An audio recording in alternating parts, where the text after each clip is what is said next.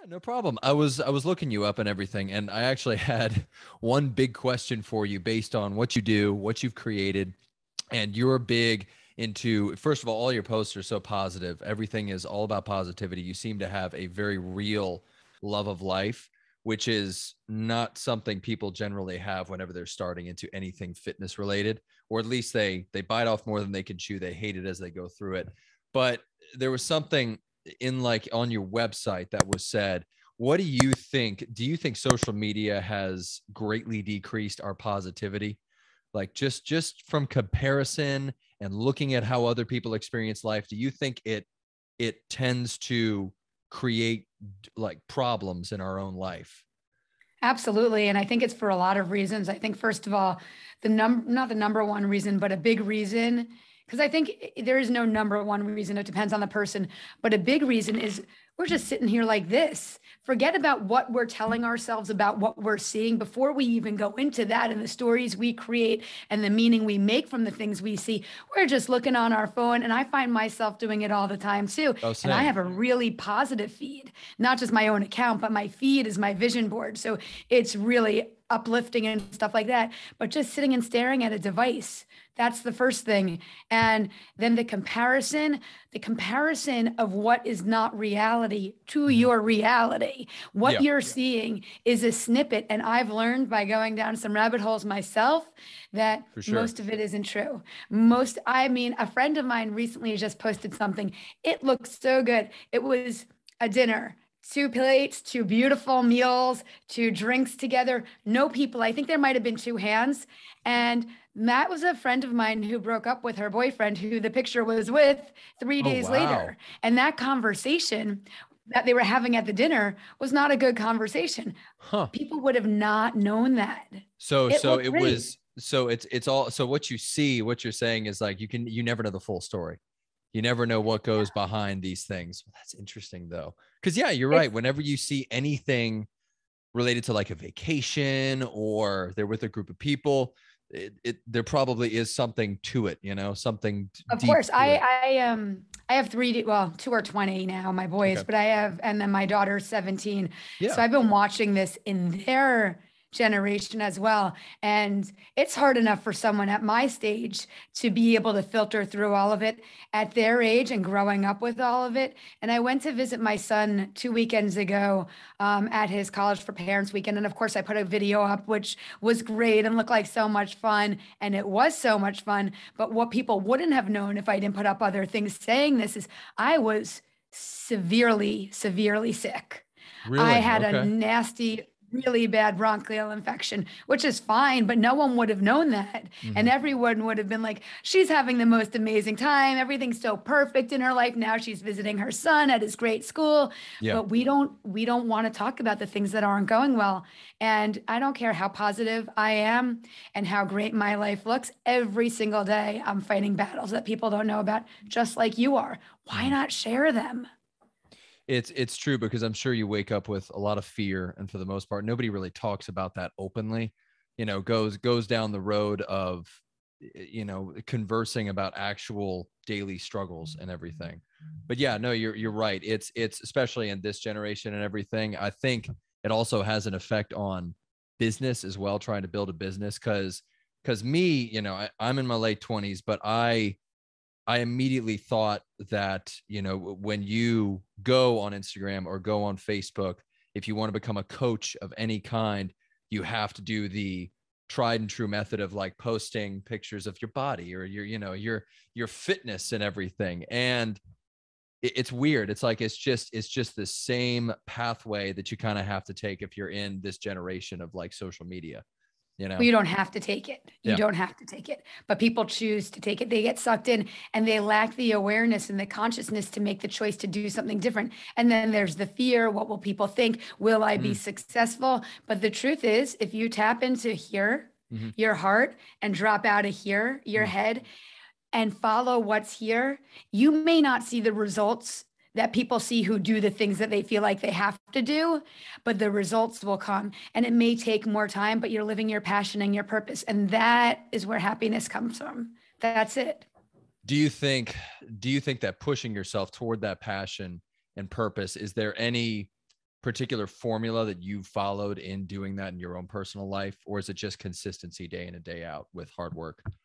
It's all of it. And Yeah. it's not just consistency, it's falling off. It's getting scared and stopping and getting back on. So consistency would be great. It would be awesome. I've been doing this for a long time, like trying to stick with my passion and my purpose. And our passion and purpose can change. And you want to be consistent, and that would be the greatest way to do it. But if it were that easy, we'd all be consistent. And success, and when I say successful, I don't mean society's version of success. I mean each of our individuals' definition of success. But you can't be consistent, because what happens is we do it, and then we get scared. And so you fall off because you get scared. You get scared because you get scared of what would it be like if I do follow my passion? And if I do follow that, I'm going to be different than others. It's going to put me as an outlier. That's scary. Then it's scary. What if I don't follow my passion? What if I live like this for the rest of my life? So there are all different things that come up. And instead of it being about consistency, I would just say, staying on the path and accepting where you are on the path. So if you're on the path right now and it means you're not staying true to yourself, not beating yourself up for that, because not beating yourself up for that will allow you to get back to where you want to be quicker. When we beat ourselves up for that and we put ourselves down and say, oh my gosh, I just put this picture up and I know it's BS and everyone's going to love it, but it doesn't feel right. And then you beat yourself up for it, you stay in that space. But if you say to yourself, gosh, I had a moment and it was a moment of weakness and I put that picture up and I don't want to do that again, but I'm going to forgive myself for it. It's much easier to move forward to that next step. Yeah. And I love that, because it's all about, like you said, it's kind of like you're failing upwards. Like you're just accepting the failures that come with it and everything. Do you think, this is purely from like a business perspective, and I just touched on like the fact that social media kind of runs the current of, business and everything. Do you think that there's a shift happening toward more like word of the mouth stuff? Do you think that that's a better way to approach building a business in general?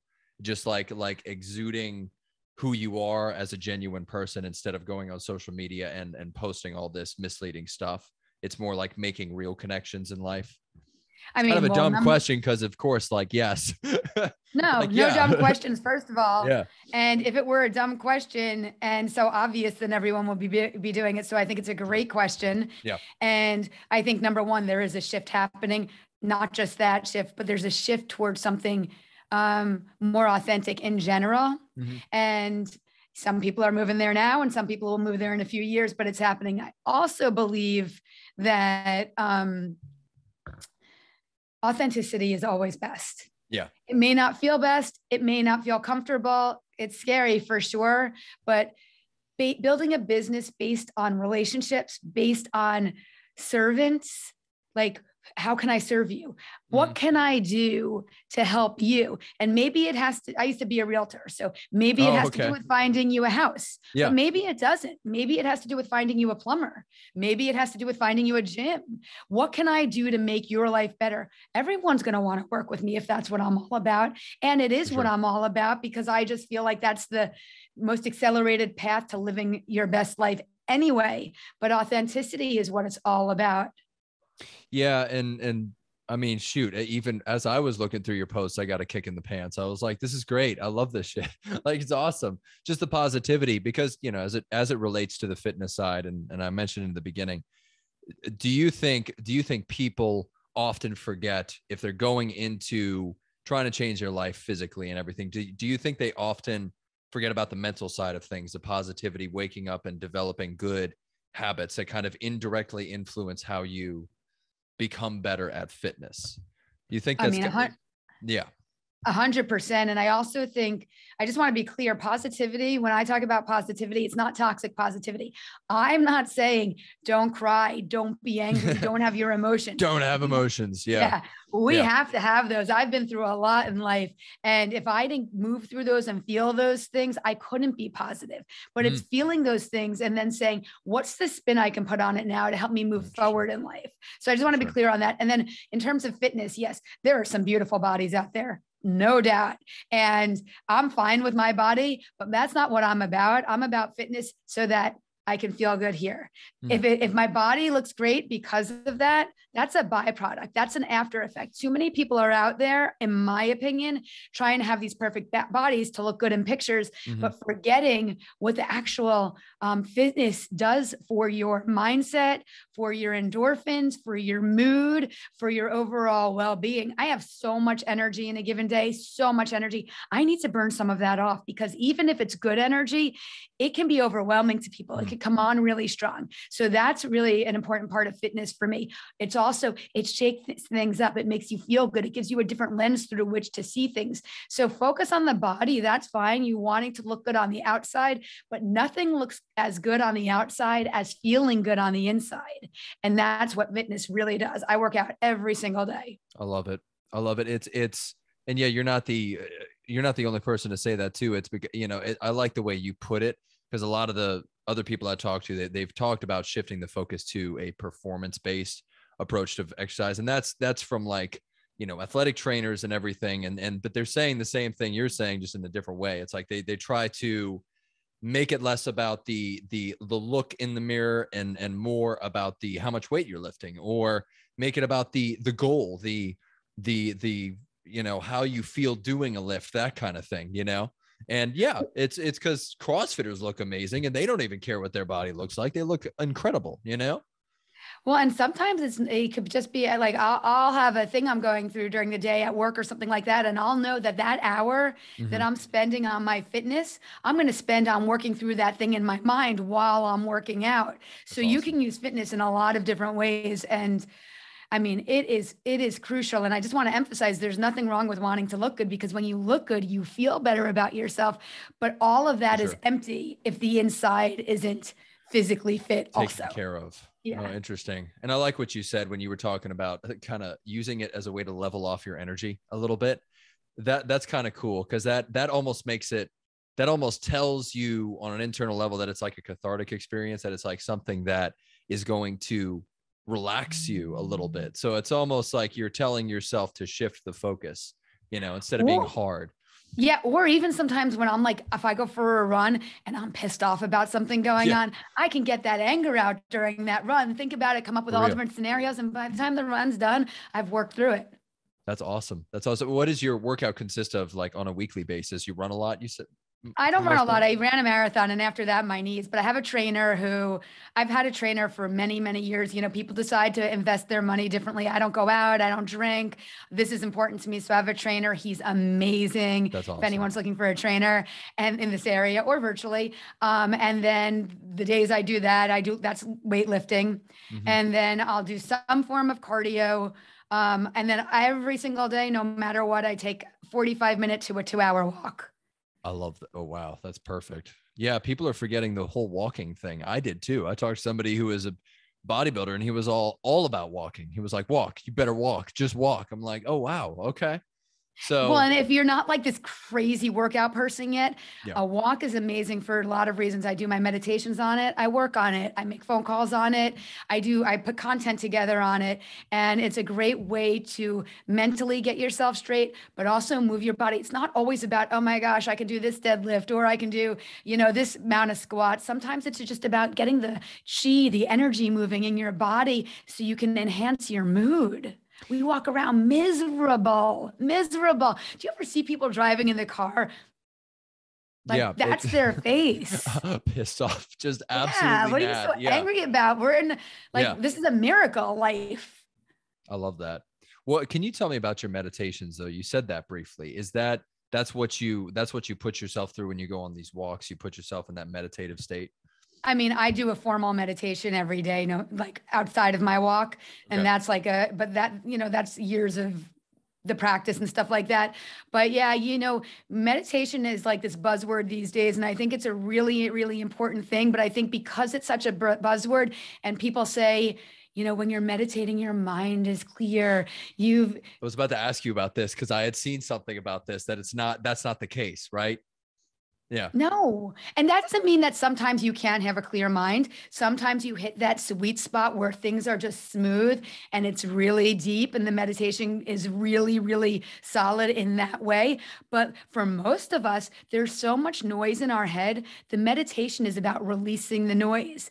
And when you do it, like I've been doing it for over 20 years now, many of my meditations are clear minded and clear head. But for the first 15 years, it was the chatter. You can't do this. You are not good enough. Why this? Oh my gosh, this is happening. Oh my God, my kid's this. Wait, I'm not going to get that job. Oh, I don't get that listing. I can't be a coach. And the thing is, that's going on inside of you anyway. But if you really allow yourself to be quiet and allow it to come up and bubble up and not judge it, what happens is it comes up and it passes through. When you don't put attention on it, it just comes up and it stays there. And all of a sudden, you're wondering why you're pissed off, you're angry, you're yelling at people. Someone not giving you the right coffee makes you want to go ballistic. But it's because all of that stuff is inside of us and we need to let it out. But people sit down to meditate and that stuff starts coming up for them. And they say to me, I'm not meditating. I have all this stuff coming up. Well, how do you think you could ever get to that place of peace and quiet without moving through the stuff that's been there for, you said you're what, 27, 28, Yep. 28 years. We have all the things that have happened to us over the past 28 years, good, bad, the stories we've told us, the narratives we've played out, they're all inside of us. We need to release them. And it takes time and patience to do that. So it's more of an awareness of all of the things that stress you out in life and letting them kind of flow through you essentially. And instead of, and you were saying it's practice based, like it's amazing to me because you can't just go and do it then. You can't, you know? No, and sometimes it's like on my walk, I'll put on music, and sometimes it'll be like binaural beats or meditation music to get me in a certain space. And other times it's music that's whatever, pop music, rock music, whatever I want to listen to at the moment. And I don't look at my phone. I'm not going to answer any phone calls. I'm not going to have my phone be on and I'm just listening to the music. And it's getting in that zone. And whatever comes up for you, it could be something exciting. It doesn't have to be bad. It could be you go into this whole thing about, oh my gosh, I want a career change. And I just realized what my purpose is. Just letting it be. And if you get stuck on it and go down a rabbit hole, once you stop that rabbit hole, you're like, okay, now I'm on to the next thing, and just not judging it. Whatever comes up, good, bad, ugly. Oh my gosh, I forgot to call my aunt. I was supposed to call her. It's her birthday. People think that's not meditating, but it is. It's all the stuff that's inside that's coming out. You said accepting where you're at. Like that's kind of what it is. It's allowing yourself to be in a state of acceptance. Essentially. Yeah. Not like I know. It's like it's occurring to me as you're speaking. I'm like, wow, that seems like the perfect thing that we should be doing as opposed to scrolling through our phones and addicting to the social media and everything. And I just want to say something. Yeah. You just said, not like I know. And I bet you do know, you just haven't been aware of it in the moment. So when we say things like, not like I know, we're almost putting ourselves down or putting ourselves in that box. Yeah. So you don't want to keep yourself there. So as I'm now learning, not that I would know, as I'm understanding now, or as I'm learning, because language has an energy and it has power, and we want to shift our language over to things that are serving us, not keeping us in a place that isn't serving us. Do you think this is an interesting one? Whenever I see people's story about success, I know that traditionally you're supposed to feed yourself with a lot of good content, maybe read a lot of success stories and listen to a lot of successful things. Do you think there is more of an importance in what you said about the verbiage, like with what you tell yourself? Do you think that is kind of where it really needs to start, as opposed to reading books and everything? Instead, tell yourself that you've got that capacity. I think that's huge. I think changing the soundtrack in your mind is huge. I think what you're reading is important if it resonates with you. I personally, maybe I'm just going to make this up. I think all of these people are huge role models and very impactful. But maybe I don't love Grant Cardone, but I love Gary Vee. But someone tells me Grant Cardone's the best.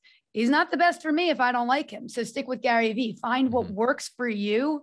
And yes, feeding yourself the language that is going to serve you. And then most importantly, always, no matter what anyone else says, ask yourself what you already know inside of yourself. Go to yourself and say, is this right? Gary Vee says this, and I understand where he's coming from. Does it work for me? And just because you say it doesn't work for me, doesn't mean it won't in a month. Maybe you're not where, things change, you evolve. So continue to be open to all the things you hear. But just because the world tells us this person is the best, Jay Shetty right now, he's amazing, but he is the guy. But maybe he's not everyone's guy, but someone feels like, because the world says he's the guy, I have to be doing what he says, but that person might not be there yet. And so tuning into who you are and where you are and meeting yourself there, not where people tell you should be. So it's almost like there's an importance to matching the two, matching what you tell yourself to who you feel is going to lift you up and help you through your struggles and your journey and everything. Right. And even if you want to be where Jay Shetty is, accepting that you just said before, the accepting, I'm not there yet. I'm here. So let me start here and I'll eventually get there. Do you think that a big pitfall is that we get so caught up with the future as well? Because me personally, like that's definitely my own thing, is that you think about the future and you get, not only do you get worried that you're not going to make it, but at the end of the day, you don't think you're necessarily doing enough to get to that point you envision for yourself. Let me ask you a question. When you say you worry that you're not going to make it, or one might worry, what does make it mean to you? Make it, I mean, just from like building a successful business, kind of where you are, honestly. I mean, I'm sure you're always trying to push the boundaries and everything, but you definitely, in my eyes, I would see somebody like you as having made it, And guess what? Someone else will be seeing you as having made it. Yeah. So we've all made it. We're just where we're supposed to be. So yes, there is no future there. When you said made it, I didn't know if you meant made it and like we're alive, because that's the thing. We're alive in this very moment. That's all that matters. Put all your best you can into each day, and don't beat yourself up if you didn't think it wasn't good enough, because it was your best for that day. Maybe the day before you were able to give more, but today this is all you're able to give, and be okay with that. And that's what's going to lead you to success. And I'm not saying don't push yourself and don't have high expectations for yourself, but what we do is we've forgotten to be kind and compassionate to ourselves. And so you don't even know what my success is or not. I hear what you're saying, and I appreciate it and everything like that. But to me, what you're seeing as success isn't what success is to me. To me, being happy each day, having a relationship with my 3 amazing children that is a strong one, is success to me. Having a very small circle of people that I can rely on and who can rely on me. Not getting caught up in the weeds and enjoying the day for what it is. Those things are success. Money isn't success. Having the accolades and the awards aren't success. You did say one other thing. Am I doing enough? And that is success for me too. Am I doing enough for others? And am I making enough of a contribution? So I'd also just, remind people that just because we're taught money is success. I just watched this show on Gaia called The Abundance Code. So many people have the money and they're miserable. Making sure you're happy with everything you're doing in each moment is success. Or not even happy, whatever it is, accepting whatever it is in each moment.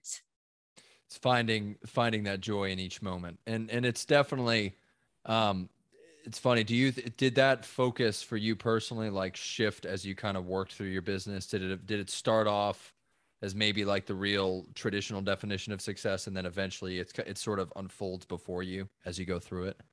Yeah, what happened was I checked every single box, not just professionally, personally, financially. And I was like, wait, I just did what I was taught to do. This was the prescription. I followed it to a T. Yeah. And this is what I'm feeling. This is what that high is supposed to be. This is what that happiness.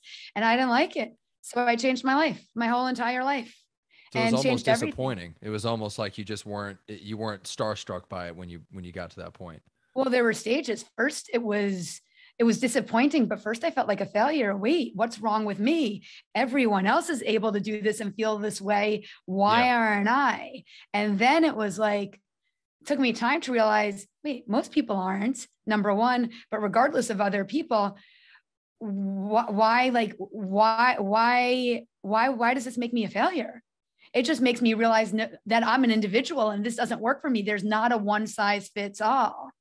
So, it's a journey and it's a process, but I try to inspire and guide and support people so that they can find this out for themselves, their own version of it, whatever that looks like, earlier than I did.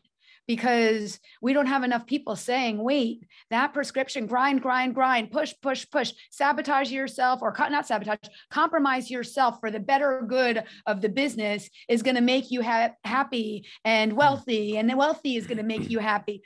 And it's not always true. I'm not saying some people are, and I have a great lifestyle and I love all that part of it.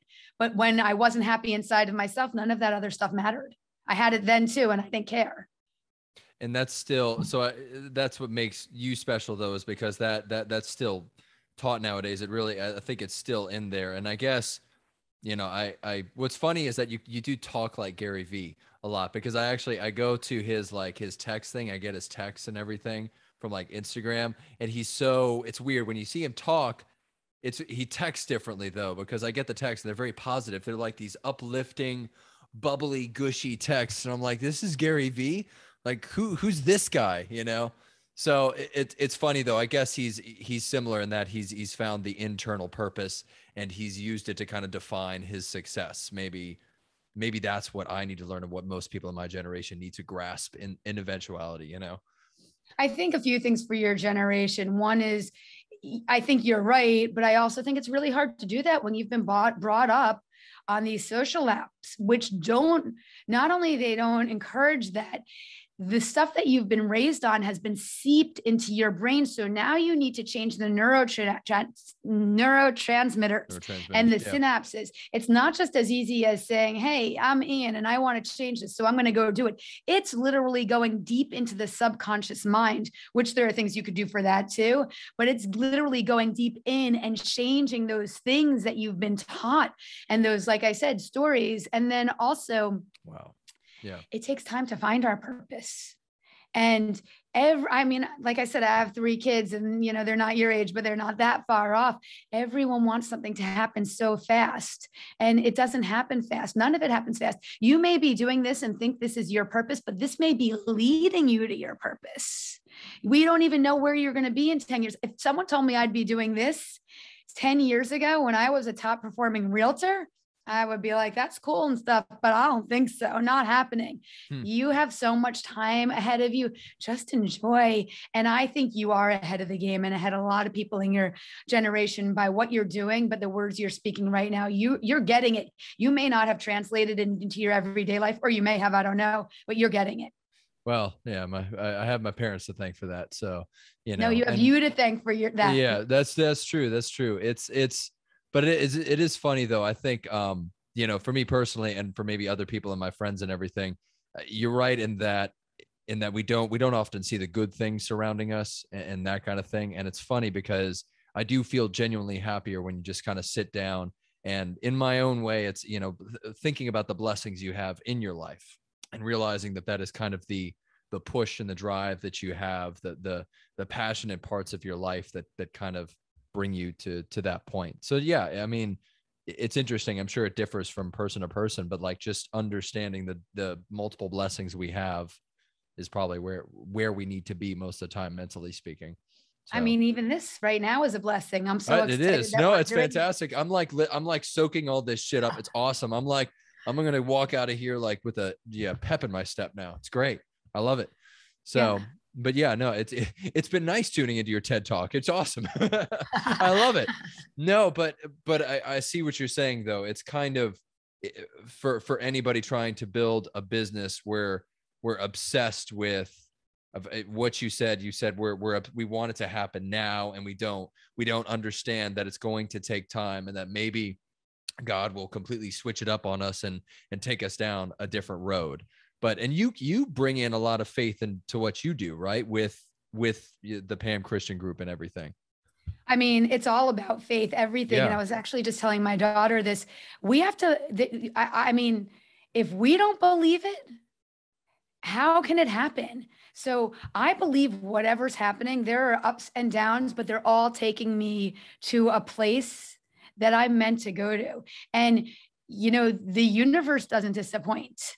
Yeah. So wherever you're meant to go and whatever your spiritual belief is, your religion, whatever, I try to kind of keep it surface for people because Neutral. everyone speaks a different language here. Sure. But whatever it is, the universe only wants to see us at our best selves. That doesn't mean that we won't trip and fall because we need to learn a lesson.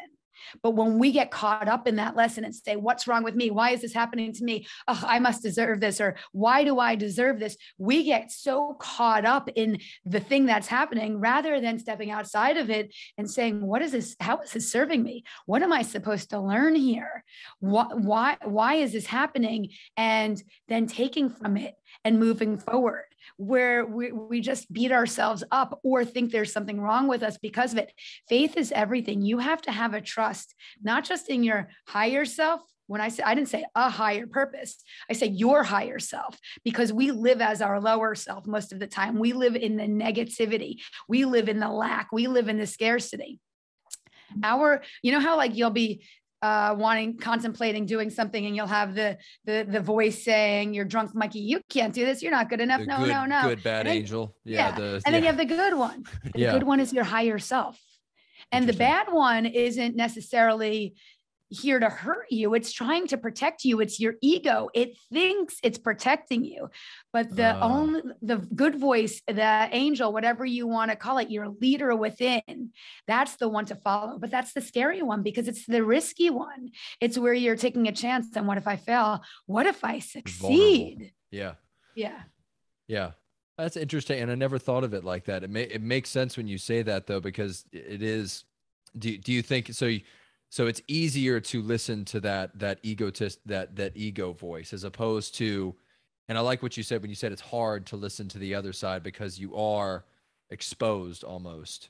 You're kind of open. It's raw. It's not a protected feel. Yeah. But then there you go. That's what you said. The ego protects you. That other voice you hear, it's a protection. It thinks it's protecting you. It's not really protecting you, but it's trying to. It's not like it's trying to be bad and hurt you, but it's putting up all the walls and the armor and saying, no, stay safe. The devil we know is better than the devil we don't know. Oh, wow. Yeah. And it's bizarre because you always think about you think about the good and the bad, and I never thought about it like that, is what I'm saying. It's just, it's nice to hear that because it makes more sense, because it's almost like, okay, yeah. Like there's the part that pushes you to progress, and then the part that keeps you boxed in almost.